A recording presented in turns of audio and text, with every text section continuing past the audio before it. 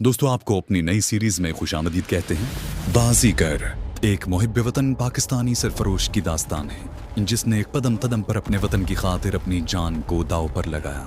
उम्मीद करते हैं आपको हमारी कहानी पसंद आएगी। मेरे अब्बू शाज़ो नादिर ही गुस्से में आते थे और उन्हें गैज़ो गज़ब में आपे से बाहर होते तो कभी देखा ही न था। लिहाजा मेरी बात सुनते ही महज चंद लम्हों में तैश से उनका चेहरा सुर्ख होते देखा तो मुझे सचमुच हैरत हुई। तहम शदीद बरहमी के बावजूद उन्होंने अपना लहजा बिगड़ने न दिया। उनके सवाल में तपिश की बजाय बर्फ सी यखबस्तगी थी। क्या कहा, जरा फिर से बताना। उनकी बरहमी भांपते हुए मैंने अपने लहजे में इल्तिजा का रंग गहरा करते हुए बात दोहराई। मैं इंडिया में होने वाली टेस्ट सीरीज देखने जाना चाहता हूँ। अब्बू ने लंबा हुनकारा भरा और आतिशबार नजरों से मुझे घूरते हुए कहा। और कितने दिन चलेगा क्रिकेट टीम का इंडिया टूर? मैंने हिचकिचाते हुए कहा, 3 महीने। उनकी मिजाजी कैफियत भांपते हुए मेरे एतमाद के कले की फसीलें भुरभुरा कर गिरने लगी थीं। उनसे इजाजत हासिल करना, जिसे मैं बच्चों का खेल समझे बैठा था, अब जुए शीर लाने के मुतरादिफ लग रहा था।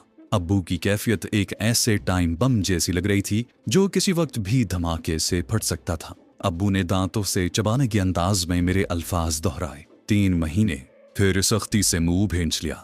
उन्होंने मजीद कुछ कहे बगैर अपना फैसला सुना दिया। मुकद्दमा बर्खास्त। अब्बा के किसी फैसले पर कोई सवाल उठाने की हमारे खानदान में कभी किसी को जुर्रत न हुई थी। इसलिए नहीं कि वो खानदान में सबसे जी शऊर, मुक्तदर और काबिल तकलीद समझे जाते थे, बल्कि इसलिए कि उनका हर फैसला खा कभी वक्ती तौर पर गलत भी लगा हो, बिलाखिर दुरुस्त और दूरस्त नताइज का हामिल साबित हुआ था। यही वजह है कि हमारी बरादरी और जान पहचान के लोग दूर दूर से इकबाल भाई से अपने कारोबारी और ख़ानदानी मसाइल में मशवरा लेने आते।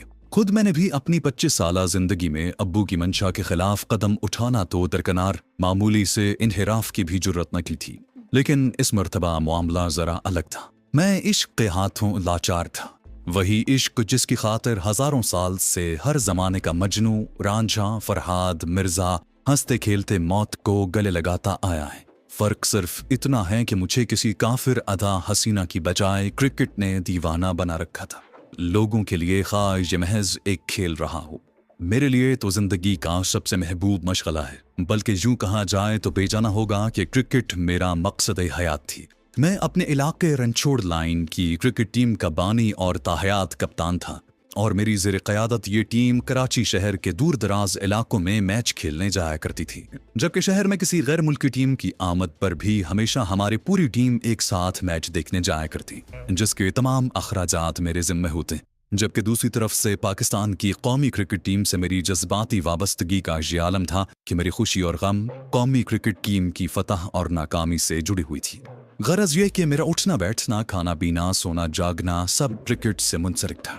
बल्कि मैं तो ख्वाबों में भी खुद को क्रिकेट खेलते या पाकिस्तानी टीम को इंडिया की टीम से धुआंधार मुकाबले करते देखता था। और जिस रात मेरे ख्वाब के स्टेडियम में इंडियन टीम के खिलाफ कांटे के मैच में पाकिस्तानी टीम फतहयाब होती तो अगली सुबह मैं खुशियों से लबरेज दिल के साथ बेदार हुआ करता था। मैं समझ गया कि उस वक्त मेरी जबान से इस मौजू पर मजीद एक लफ्ज भी निकला तो मेरी शामत आ जाएगी।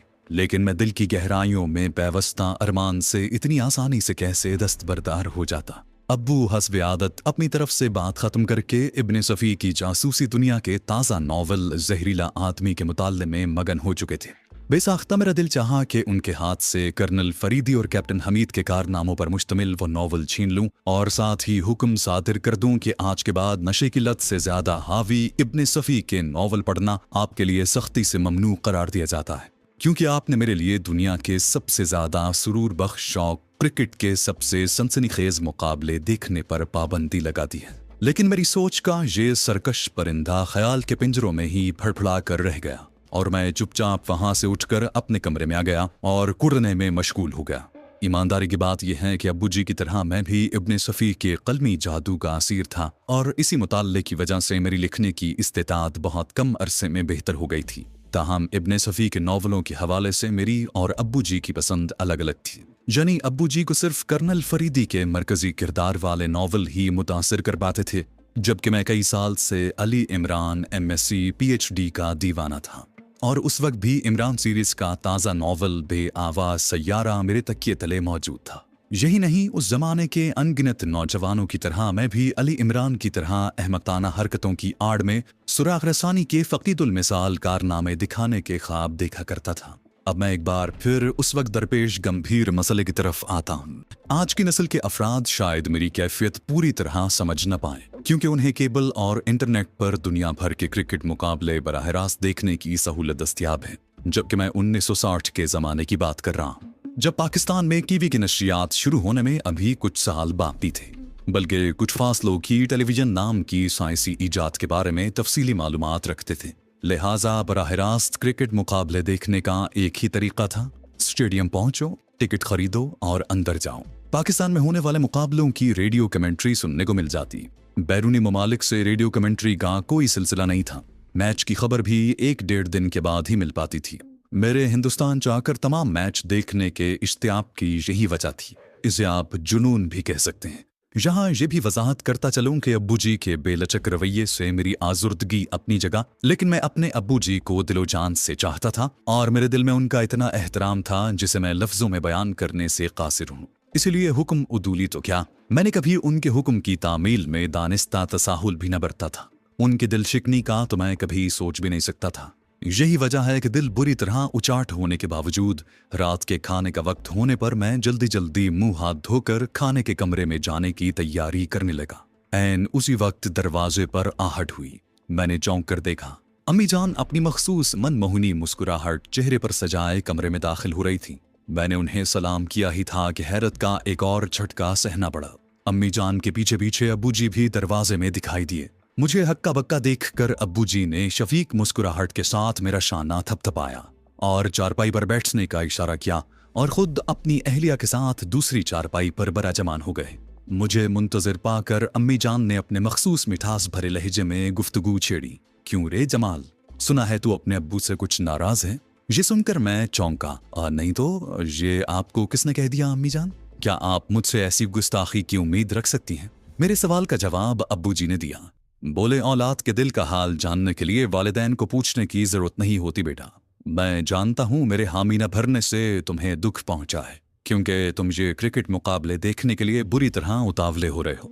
मैंने जबरदस्ती मुस्कुराने की कोशिश की। कहा, कोई बात नहीं अब्बू जी, मैं रेडियो कमेंट्री सुन लूंगा।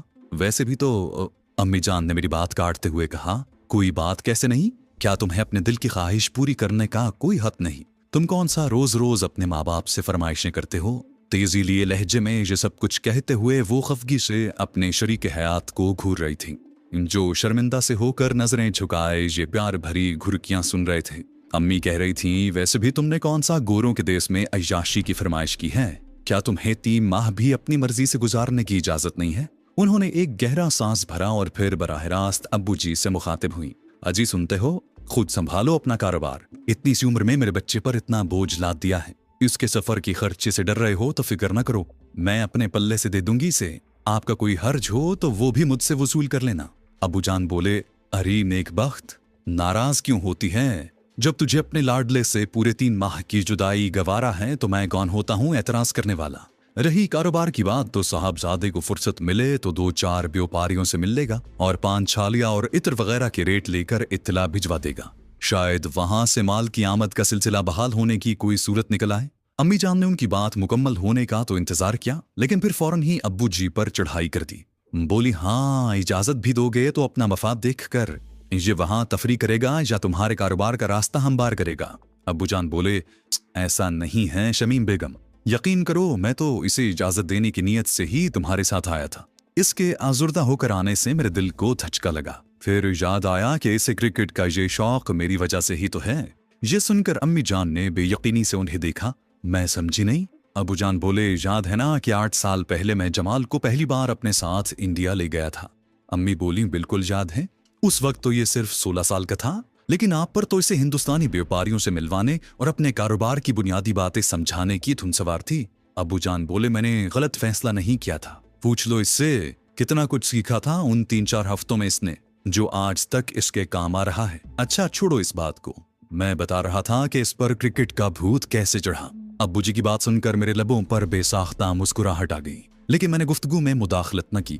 मैं खुद भी अब्बू जी की ज़बानी वो सब सुनना चाहता था। वो बताने लगे, हम दिल्ली पहुंचे तो उससे 2 ही दिन पहले पाकिस्तान की क्रिकेट टीम अपना पहला टेस्ट मैच खेलने वहां पहुंची हुई थी।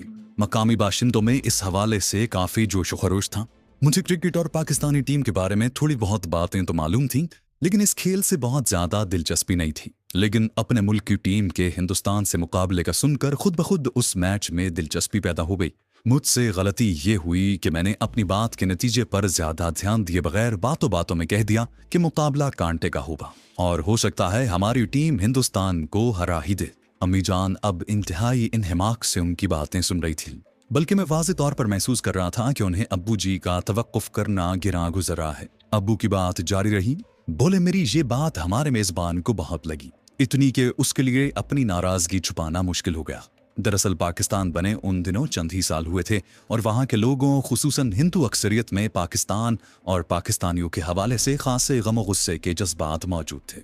वहाँ के व्यापारी मेरे जैसे पाकिस्तानी खरीदारों से लेन देन तो जरूर करते थे, लेकिन हमसे और हमारे नए मुल्क से बुग़्ज़ वो कोशिश के बावजूद नहीं छुपा पाते थे और पाकिस्तान की तहकीर का कोई मौका ज़ाया नहीं करते थे।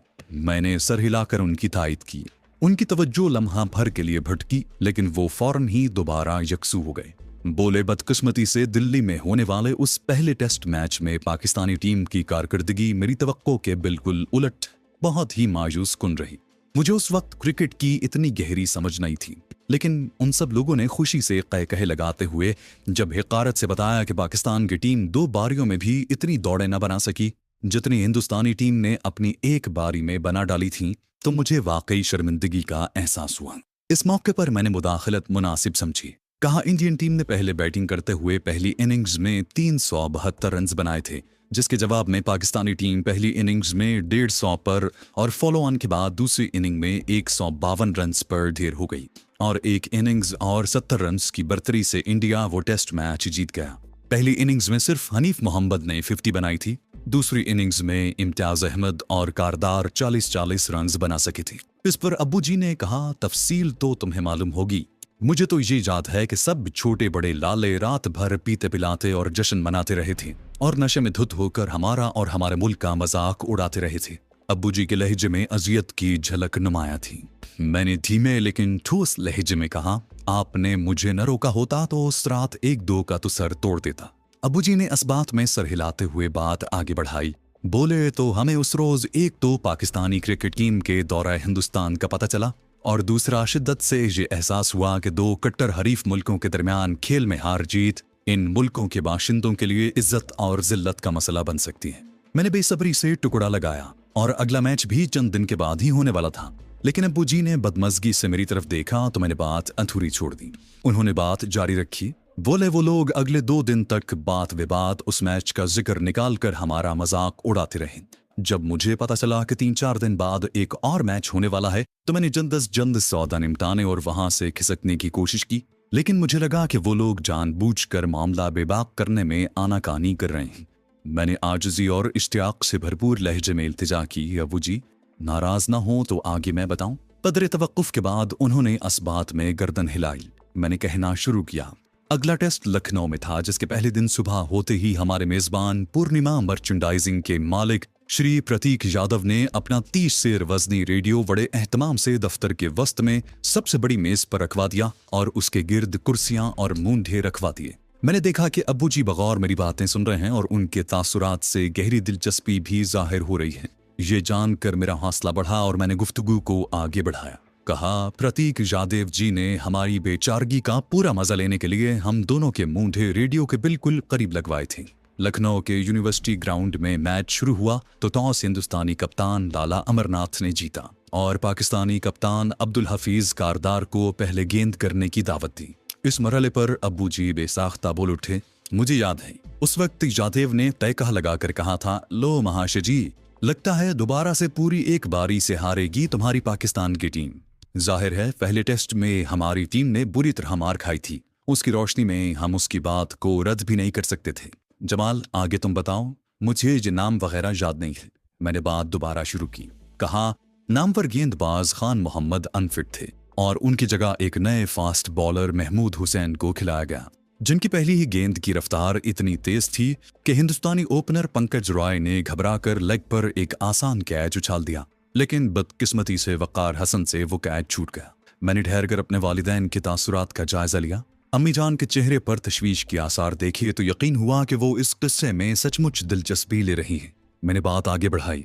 कैच छूटने से इतनी अहम विकेट ज़ाया होने के बावजूद महमूद हुसैन और कप्तान कारदार ने काफ़ी जारहाना अंदाज में गेंदबाजी की, लेकिन भारत के दोनों इब्तिदाई बल्लेबाज बहुत तजुर्बाकार थे। वो मजीद खतरा मोल लिए बगैर पाकिस्तानी तेज गेंदबाजों को एहतियात से खेलते गए। जब कई ओवर तक कोई विकेट न गिरी तो यादव जी की जुमलेबाजी फिर जोर पकड़ने लगी कि हिंदुस्तानी बल्लेबाजों को आउट करना इन अनाड़ियों के बस की बात नहीं। लेकिन कारदार बहुत चालाक कप्तान था। उसने ये हाल देखा तो फौरन अपनी और महमूद हुसैन की जगह पाकिस्तान के सबसे कारगर गेंदबाज फजल महमूद और मकसूद अहमद को लगा दिया, जो दरमियानी रफ्तार से खासी जारहाना गेंदें भी फेंकते थे। मैं अपने तई सस्पेंस पैदा करने को खामोश हुआ और अपनी कोशिश में कामयाब भी रहा। इससे पहले कि माँ बाप में से कोई छाड़ खिलाता, मैंने मैच का अहवाल दोबारा बताना शुरू किया। मकसूद अहमद ने, जो बाद में अपनी जारहाना बल्लेबाजी और छक्के लगाने की आदत की वजह से मैरी मैक्स के नाम से मशहूर हुए, आते ही काम दिखाया और उनकी अचानक अंदर आते हुई एक गेंद ने दत्ताजी राव गायकवाड़ की विकेट उड़ा दी। मैंने रुककर बुजुर्ग जोड़े के तासुरात का जायजा लिया और फिर बात आगे बढ़ाई। यादव जी और उनके साथियों को झटका तो लगा, लेकिन उन्होंने उसे इत्तेफाकी कामयाबी करार दिया और आने वाले बल्लेबाज गुल मोहम्मद की शान में कसीदे पढ़ने लगे, जो इत्तेफाक से पाकिस्तानी ओपनर हनीफ मोहम्मद के भाई और मंझे हुए ऑलराउंडर थे। लेकिन उस रोज मकसूद अहमद शायद कुछ ठान कर आए थे। उन्होंने गुल मोहम्मद को रन्स का खाता खोलने ही न दिया और एक ही शानदार इन स्विंगर पर LBW करके पवेलियन वापस भेज दिया। यादव जी कुछ परेशान थे, लेकिन नए खिलाड़ी विजय मंजरेकर का नाम सुनते ही उसकी बातें खिल गईं।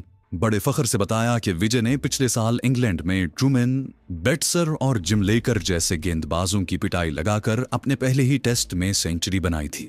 उस वक्त मुझे अपने हिजान पर काबू पाने के लिए एक गिलास पानी हलक से उतारना पड़ा। इस दौरान वो तहम्मुल से इंतजार करते रहे। मैंने बात जारी रखी।